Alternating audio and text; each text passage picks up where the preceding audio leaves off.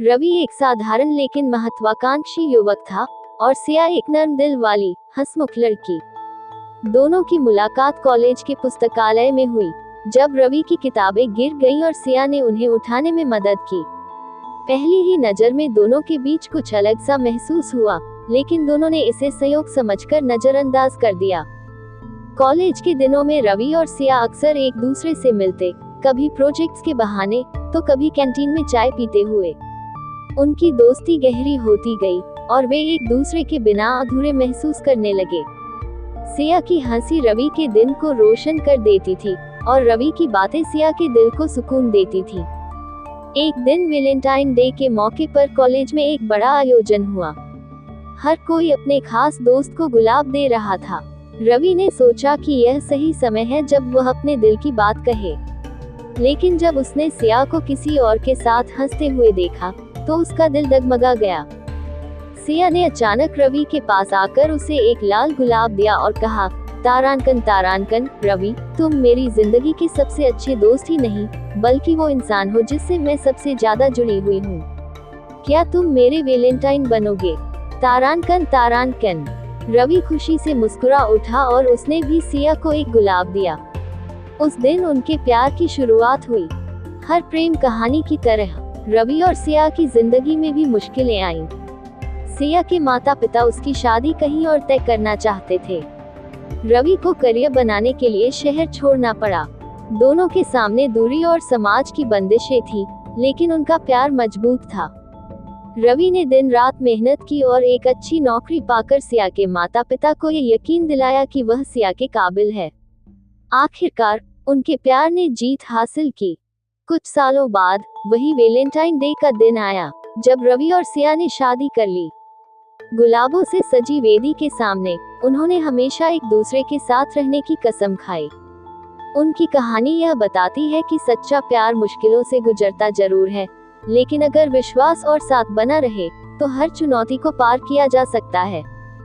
दो दिल तारांकन। Valentine day सिर्फ एक दिन नहीं, बल्कि प्रेम की अमर गाथा का प्रतीक है। तारांकन तारांकन, दो दिल। राज और सिया की पहली मुलाकात कॉलेज के लाइब्रेरी में हुई थी। राज अपने पसंदीदा उपन्यास में डूबा हुआ था और सिया अपने असाइनमेंट के लिए किताबें खोज रही थी। अचानक दोनों की नजरें मिली और एक हल्की मुस्कान के साथ सिया ने पूछा, तारांकन तारांकन, क्या ये सीट खाली है? तारांकन तारांकन। राज ने सिर हिलाकर सहमति दी और यहीं से उनकी कहानी की शुरुआत हुई।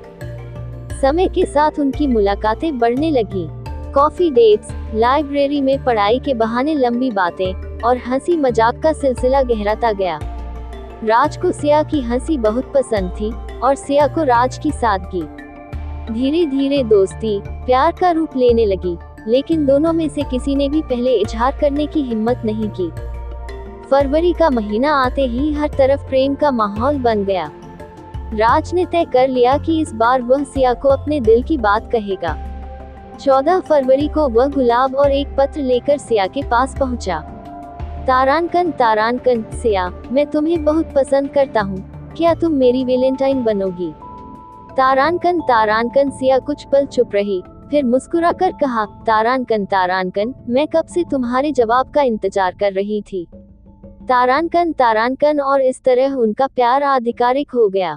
हर रिश्ते की तरह राज और सिया के प्यार को भी कई परीक्षाओं से गुजरना पड़ा। कभी समय की कमी तो कभी आपसी गलतफहमियां, लेकिन सच्चा प्यार वही होता है जो हर मुश्किल को पार कर सके। उन्होंने एक दूसरे को समझने और भरोसा करने का वादा किया। समय बीतता गया और उनका रिश्ता और मजबूत होता गया। सालों बाद उसी वैलेंटाइन डे पर राज ने घुटनों के बल बैठकर सिया को शादी के लिए प्रपोज किया। सिया की आंखों में आंसू थे, लेकिन चेहरे पर वही पुरानी मुस्कान। उसने कहा, तारांकन तारांकन, हाँ, मैं तुम्हारे साथ हमेशा रहना चाहती हूँ। तारांकन तारांकन। इस तरह वैलेंटाइन डे ने न केवल उनके प्यार की शुरुआत करवाई, बल्कि उनकी जिंदगी को हमेशा के लिए जोड़ दिया। दिल। सर्दियों की हल्की ठंड और गुलाबी शाम। कॉलेज का कैंपस गुलाबों की खुशबू से महक रहा था।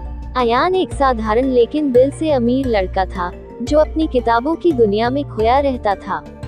वहीं रिद्धिमा एक चंचल और हंसमुख लड़की थी, जिसे जिंदगी खुलकर जीना पसंद था। उनकी पहली मुलाकात तब हुई जब लाइब्रेरी में रिद्धिमा ने गलती से अयान की किताब गिरा दी।